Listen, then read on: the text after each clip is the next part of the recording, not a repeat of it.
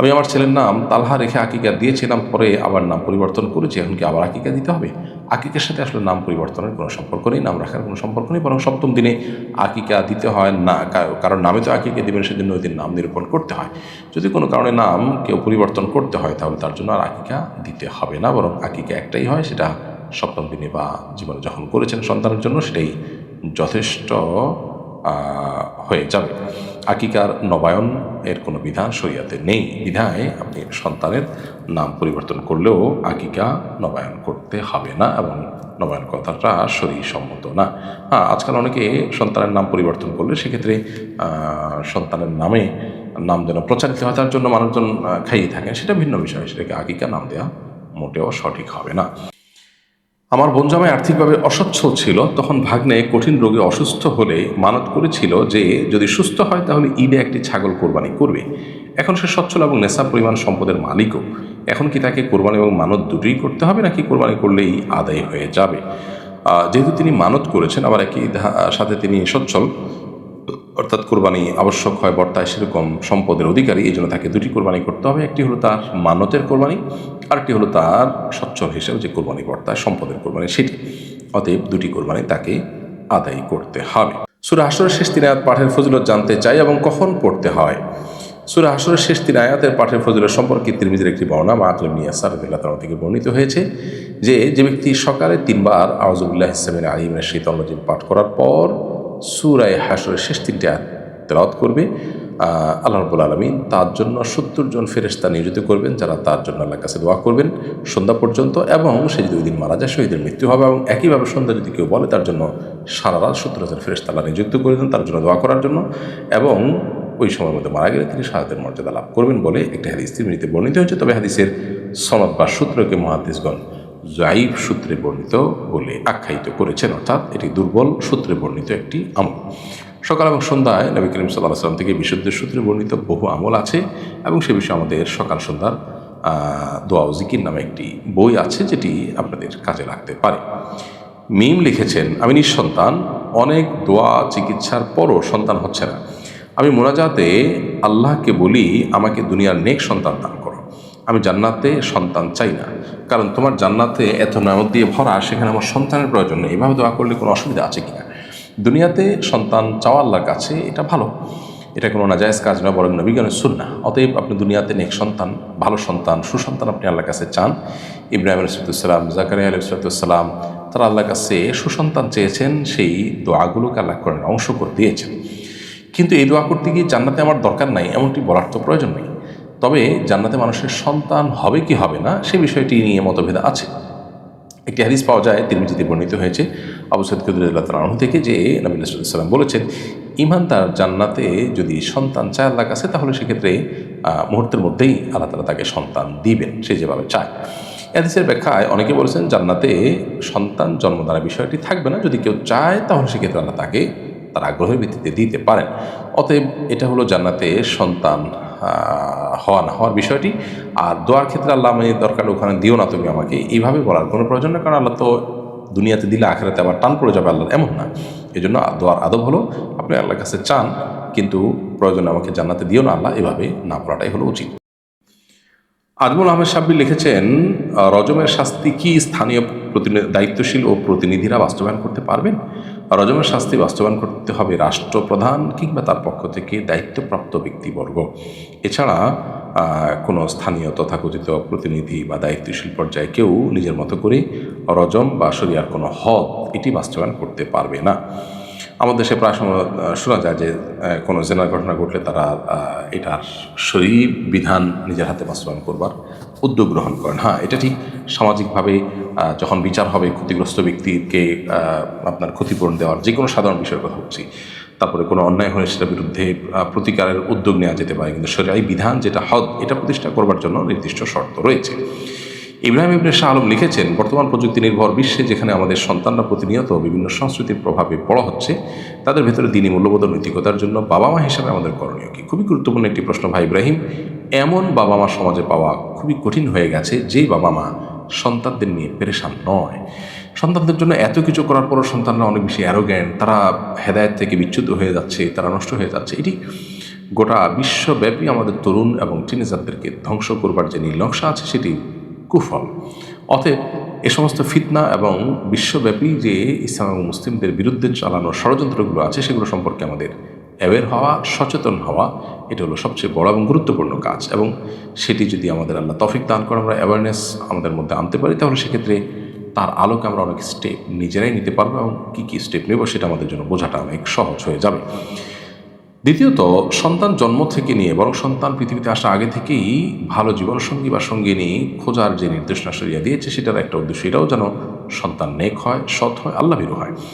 এবং এর পরও আমাদের সন্তানদের যেন আল্লাহওয়ালা হয়, নেককার হয়, তার জন্য আল্লাহর কাছে ক্ষণে ক্ষণে দোয়া করা, ভালো সঙ্গীর ব্যবস্থা করে দেওয়া, ফিতনা থেকে তাদেরকে বাঁচাবার জন্য সর্বোচ্চ চেষ্টা করা এবং ছোটোবেলা থেকে তাদেরকে একান্তে সময় দেওয়া, একান্ত আলাপ করা, বন্ধুর মতো কথা বলা, ফুল টাইম সময় দেওয়া, ছোটোবেলা থেকে ইমান তাদের মধ্যে গেঁথে দেওয়া, ইমান বিরোধী বিষয়গুলো সম্পর্কে তাদেরকে অ্যাওয়্যার করা, এই জিনিসগুলো খুব বেশি জরুরি এবং সেরকম পরিবেশ তাদের জন্য নিশ্চিত করা জরুরি। সর্বোপরি আল্লাহ তাআলার কাছে সাধারণভাবে মা বাবার দোয়া এবং চোখের পানি দরকার। ফিতনা সংকুল এই সময়ে সন্তানকে দুনিয়ার যাবতীয় ফিতনা থেকে বাঁচিয়ে রাখার মতো চ্যালেঞ্জিং কাজ, কঠিন কাজ এই পৃথিবীতে বর্তমানে খুব কম আছে। আল্লাহ আমাদের সন্তানদেরকে সব ধরনের শয়তানি থেকে এবং ষড়যন্ত্রকারীদের ষড়যন্ত্র থেকে এবং ফিতনাবাজদের ফিতনা থেকে হেফাজত রেখে তাদের ইমান, মুসলিম আইডেন্টিটিকে বাঁচিয়ে রাখার এবং উম্মার জন্য তাদেরকে অবদান রাখবার মতো মানসিকতা নিয়ে বড় হওয়ার তৌফিক দান করুন। এরপরে মোসাম্মদ আফরিন সুলতানা রুমানা আপনি লিখেছেন, কর্মজীবী শিক্ষার্থী নারীদের প্রতিদিন বাইরে বের হতে হয়, এটি শরীয়ত সম্মত কিনা জানতে চাই। এছাড়া অনেক সময় বাহিরে থাকা অবস্থায় নামাজের ওয়াক্ত হয়ে যায়, তখন নারীরা কি মসজিদে গিয়ে নামাজ আদায় করতে পারবেন? সাধারণত আমাদের দেশে অধিকাংশ মসজিদে নারীদের নামাজের ব্যবস্থা নেই। বোন আফরিন সুলতানা রুমানা, আপনার প্রশ্ন উত্তর হলো যে নারীরা একান্ত প্রয়োজন হলে বাহিরে যেতে পারবেন, তবে তিনি বাহিরে যেখানে কাজের জন্য যাবেন সেখানে তার পর্দা মেনটেন করে কাজ করতে পারছেন কিনা, যাওয়া আসা ক্ষেত্রে ফিতনা থেকে মুক্ত থাকতে পারছেন কিনা, এই বিষয়গুলো গুরুত্বপূর্ণ। যদি শরিয়ার নীতিমালা নির্দেশনাকে অনুসরণ করি, পরিপূর্ণ পর্দার সাথে বের হন, নিজে কারণ ফিতনার কারণ না হন, সম্পূর্ণ শরীর সব পর্দা মেনটেন করেন, যেখানে কাজ করছেন সেখানেও পর্দা মেনটেন করে কাজ করবার সুযোগ আছে, তাহলে সেক্ষেত্রে এটা তার জন্য জায়েজ। এবং বাহিরে কাজ করতে গিয়ে হোক বা অন্য কোনো কারণে হোক যদি নামাজের ওয়াক্ত হয়, সেক্ষেত্রে নামাজ মসজিদে পড়ার মতো ব্যবস্থা থাকলে অবশ্যই তিনি যেতে পারেন। মেয়েদের জন্য মসজিদে যাওয়াটা নিষেধ নয়, বরং হাদিসে নবী রাসূলুল্লাহ সাল্লাল্লাহু আলাইহি ওয়াসাল্লাম বলেছেন, লা তামনাউ ইমা আল্লাহি মাসাজিদ আল্লাহ, আল্লাহর বান্দীদেরকে তোমরা আল্লাহর ঘরে আসতে বাধা দিও না। যদিও মেয়েদের জন্য বাসায় নামাজ পড়া উত্তম, হাদিসে এই হাদিসই আছে, কিন্তু তাদেরকে কেউ বাধা দেওয়ার এখতিয়ারও নেই, সে কথাও কিন্তু বলা আছে। বিধায় তারা প্রয়োজনে মসজিদে মেয়েদের ব্যবস্থা থাকলে সেখানে গিয়ে নামাজ আদায় করতে পারবেন সন্দেহাতীতভাবে। তবে নিজস্ব আঙিনায় মসজিদে না গিয়ে যতটা সম্ভব নিজের জায়গায় নামাজ পড়াটা তার জন্য বেশি সওয়াবের, এটিও হাদিসে পরিষ্কারভাবে নবী রাসূলুল্লাহ সাল্লাল্লাহু আলাইহি ওয়াসাল্লাম উল্লেখ করেছেন। কোরবানির ফজিলত কি? কোরআন হাদিসের বর্ণিত ফজিলতগুলো জানতে চাই। কোরবানির সবচেয়ে বড় ফজিলত হলো আল্লাহ তাআলা কোরআন নির্দেশ করেছেন, ফাসসাল্লি লিরাব্বিকা ওয়ানহার, তুমি তোমার রবের উদ্দেশ্যে সালাত আদায় করো এবং কোরবানি করো। আল্লাহ নির্দেশ করেছেন, এটাই হলো এর সবচেয়ে বড় ফজিলতের বিষয়। দ্বিতীয়ত, নবী করিম সাল্লাল্লাহু আলাইহি ওয়াসাল্লাম মদিনায় যত বছর অবস্থান করেছেন তিনি কোরবানি করেছেন, এটিও আরেকটি গুরুত্বপূর্ণ ফজিলতের বিষয়। এর বাইরে কোরবানির পশুর প্রতিটি পশমের বিনিময়ে সওয়াবের কথা হাদিসে বর্ণিত হচ্ছে, সে হাদিসকে মুহাদ্দিসগণ অনেকেই যায়িব বা দুর্বল সূত্রে বর্ণিত হাদিস বলে উল্লেখ করেছেন। কোরবানিকে নবী করিম সাল্লাল্লাহু আলাইহি ওয়াসাল্লাম ইব্রাহিম আলাইহিসসালামের সুন্নাহ হিসাবে আখ্যায়িত করেছেন। যখন জিজ্ঞাসা করেছিল যে এই কোরবানিগুলো কী যেগুলো আমরা করছি, তখন বলেছেন যে হিয়া সুন্নাতু আবিকুম ইব্রাহিম, এটা তোমাদের বাবা ইব্রাহিম আলাইহিসসালামের সুন্নাহ। বিধায় সাধ্য এবং সামর্থ্য যেটি করা উচিত। হাদিসে আসছে, মান ওয়াজাদা সাআতান আন ইউদাহিয়া ওয়া লাম ইউদাহি ফালা ইয়াকরাবান্না মুসাল্লানা, যে ব্যক্তি কোরবানি করার সামর্থ্য আছে অথচ করল না, সেজন্য আমাদের ঈদগাহে না। সেখান থেকে কোরবানির ফজিলত এবং তাৎপর্য এবং মাহাত্ম্য বোঝা যায় যে সামর্থ্য থাকলে কোরবানি একজন ইমানদারের না করে থাকার সুযোগ নেই। এমনি জুবাইর হোসেন লিখেছেন, নামাজে দাঁড়ানোর পাশে কোনো ব্যক্তি হঠাৎ অসুস্থ হয়ে পড়ে গেলে আমার নামাজ ছেড়ে দিয়ে তাকে সাহায্য করা যাবে কি না?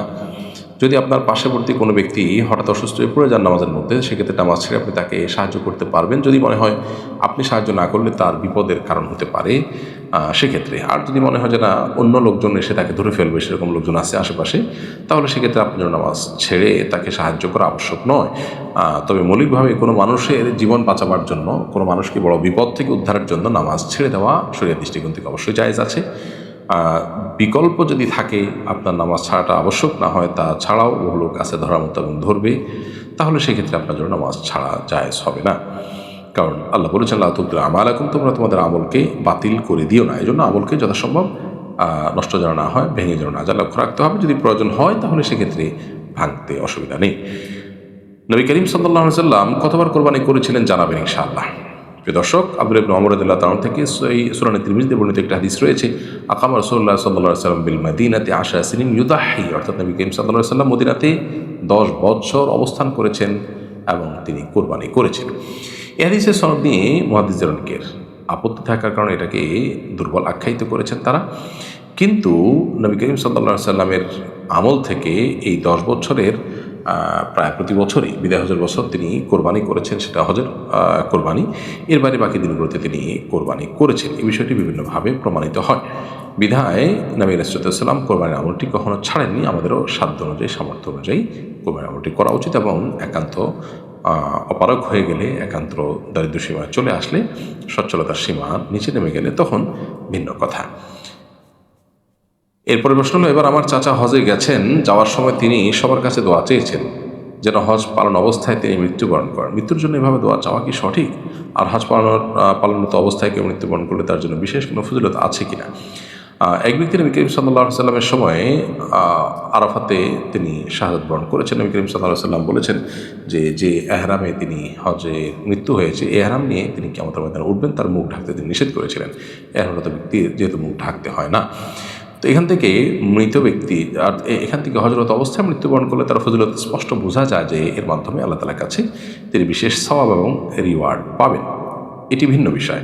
তবে হজ করতে যাচ্ছি আমি, যেন আমার হজেই মৃত্যু হয়, এই হজে যেন আমি মারা যাই, এরকমটি চাওয়া জায়েজ নয়। কারণ এটা মৃত্যু কামনা করার শামিল। বিধায় আমার এইবারই যেন মৃত্যু হয়ে যায়, এরকমটি দোয়া করা উচিত না। তবে হ্যাঁ, আল্লাহ আমি নেকামল করতে করতে হজে সিজদারত অবস্থা যেন আমার মৃত্যু হয়, এরকম যেন দোয়া করা যেতে পারে। কারণ যে ব্যক্তি হজরত অবস্থায় মারা যাবে, সে তালবিয়া পাঠ করতে করতে কিয়ামতের ময়দানে আল্লাহর সামনে উঠবেন। মোহাম্মদ তৌকির আহমদ লিখেছেন, আমরা যে মাঝে মধ্যে বলি ড্রাইভার ভালো ছিল তাই লোকটি বেঁচে গেল, এরকম কথাতে কি শিরক হবে?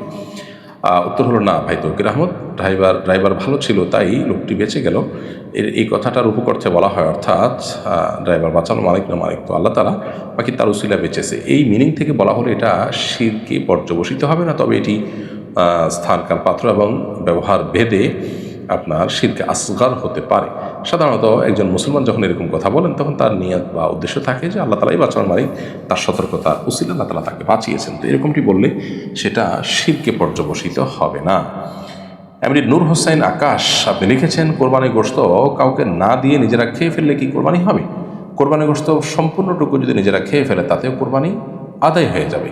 তবে এমনটি করা উচিত নয়, বরং কোরবানি গোশতের এক অংশ নিজেরা, আরেক অংশ প্রতিবেশী পরিজনদের এবং এক অংশ গরিব অভাবী মানুষদেরকে সাদাকা করাটা উত্তম।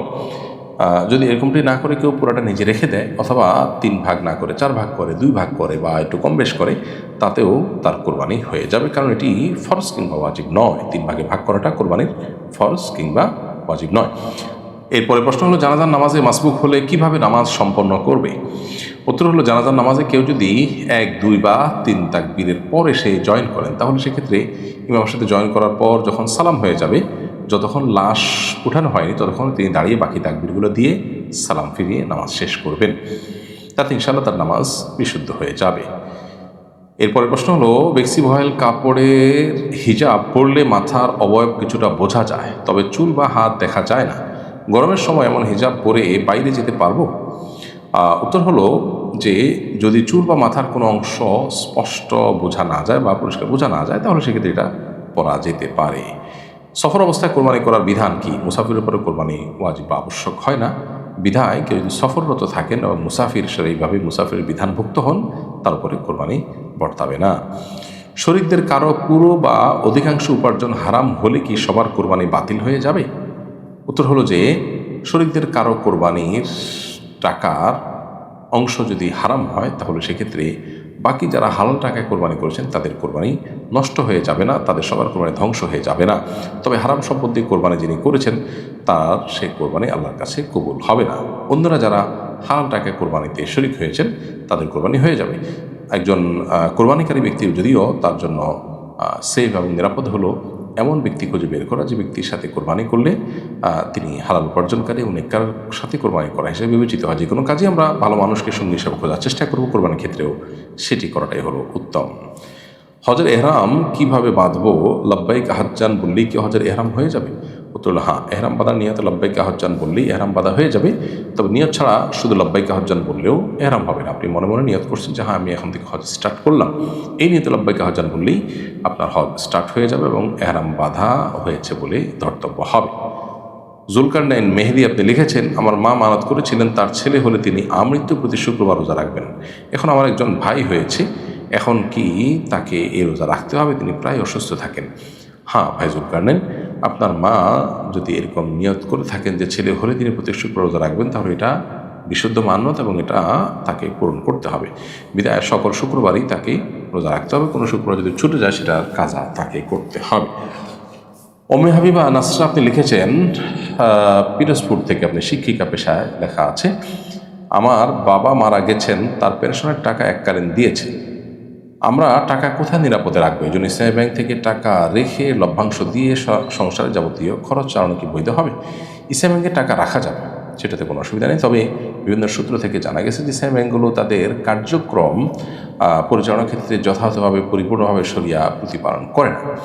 তো এরকম যদি হয় তাহলে সেক্ষেত্রে এর উপরে অর্জিত বা এর বিপরীতে অর্জিত যে মুনাফা সেটা করা নিরাপদ নয়। এই জন্য সন্দেহের ঊর্ধ্বে ওঠার জন্য এই টাকাটা নিজেরা না খেয়ে ভোগ না করে কাউকে দান বা সাদাকা করে দিলেন, এটা হবে সবচাইতে উত্তম। আর অন্য যে কোনো ইনভেস্টমেন্ট যেখানে সন্দেহের ঊর্ধ্বে আপনি হালাল ইনভেস্ট হিসাবে ইনভেস্ট করতে পারবেন সেরকম জায়গায় ইনভেস্ট করাটা হলো আপনার জন্য অধিকতর উপযোগী এবং নিরাপদ। আর যদি আপনি নিজে গরিব হন, অভাবী হন, আর কোনো বিকল্প আপনার জন্য না থাকে তাহলে সেক্ষেত্রে এটা আপনার জন্য খাওয়া জায়েজ হবে ইনশাআল্লাহ তাআলা।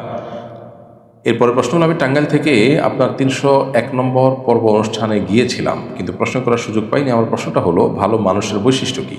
নিজেকে কীভাবে ভালো মানুষ হিসাবে গড়বো? আপনার পরামর্শ চাই। ভালো মানুষের বৈশিষ্ট্য হলো যিনি আল্লাহ তাআলার প্রতি পরিপূর্ণভাবে নিজেকে সমর্পণ করেছেন, আল্লাহ সমস্ত আদেশ নিষেধের সামনে নিজে মাথা নত করেন, তিনি ভালো মানুষ, তিনি মুত্তাকি, তিনি পরহেজগার, যিনি আল্লাহর আদেশ নিষেধগুলোকে সব কিছুর উপরে প্রায়োরিটি দেন এবং ভালো মন্দের মানদণ্ড নিরূপণকারী মূলত আল্লাহ রাব্বুল আলামিন। বিধায় এটাই হলো ভালো মানুষের সংজ্ঞা, যে আল্লাহ রাব্বুল আলামিনের আদেশ নিষেধ অনুযায়ী যে ব্যক্তি নিজেকে পরিচালনা করবে তিনি ভালো মানুষ হিসেবে বিবেচিত। আর এই কাজটি করবার জন্য, ভালো মানুষ হিসেবে নিজেকে গড়ে তুলবার জন্য ভালো মানুষদের সংস্রবের কোনো বিকল্প নেই। সেই সাথে কোরআন হাদিসের অনুসরণ করে পুঙ্খানুপুঙ্খরূপে নিজেকে তার উপরে পরিচালিত করা, এটা হলো ভালো মানুষ হওয়ার জন্য সবচেয়ে বড় এবং কার্যকর পদক্ষেপ। ফারহান মাহমুদ লিখেছেন, আমি হস্তমৈথুনে গুনাহে বারবার জড়িয়ে পড়ছি, তওবা করলেও আবারও ফিরে যাই, এজন্য চিল্লাও গিয়েছিলাম তবুও ফিরতে পারছি না। আল্লাহর কাছে কিভাবে সত্যিকার তওবা করে এই গুনাহ থেকে মুক্তি পেতে পারি? ভাই ফারহান মাহমুদ, এই গুনাহ থেকে বেঁচে থাকার জন্য দরকার হলো প্রচণ্ড রকম সৎসাহস এবং দ্রুততার সাথে বিবাহ। আল্লাহ তাআলা যতটুকু তৌফিক দিয়েছেন, প্রয়োজনে আপনার এক্সপেকটেশনের চাইতে আপনার সাধারণ কোনো পরিবারের মেয়ে বিয়ে করে হলেও আপনি নিজেকে এই গুনাহ থেকে বাঁচার জন্য সংগ্রাম চালাবেন, চেষ্টা করবেন। আর তওবা করলে আল্লাহ তাআলা তওবা কবুল করবেন তখনই যখন আপনি তওবাটা পরিপূর্ণভাবে করবেন, তওবা করার মতো করবেন। এবং আপনি তওবা করার মতো করেছেন কিনা সেটা নির্ভর করবে যে আপনি এই গুনাহ থেকে বাঁচতে পারছেন কিনা। এরপর যদি বাঁচতে না পারেন, নিরাশ হওয়ার কিছু নেই, কারণ এই গুনাহে বিশেষ করে নৈরাশ্য মানুষকে অনেক সময় নাস্তিক্যবাদের দিকে, আল্লাহর প্রতি অবিশ্বাসের দিকে নিয়ে যায়, এটা শয়তান করে। এজন্য আপনি নিরাশ হবেন না, বরং আল্লাহ তাআলার কাছে তওবা করলে আল্লাহ মাফ করেন, সে ওয়াদা আছে আল্লাহর। এরপরও মানুষের ভুল হয়ে যেতে পারে, আবারও আপনি তওবা করবেন, আবার আল্লাহ তাআলা মাফ করবেন। তবে চেষ্টা করবেন দ্রুততার সাথে এটার স্থায়ী বিহিত করার, অর্থাৎ বিয়ে শাদী করার এবং যে কোনোভাবে হোক এ পথ থেকে ফিরে আসার।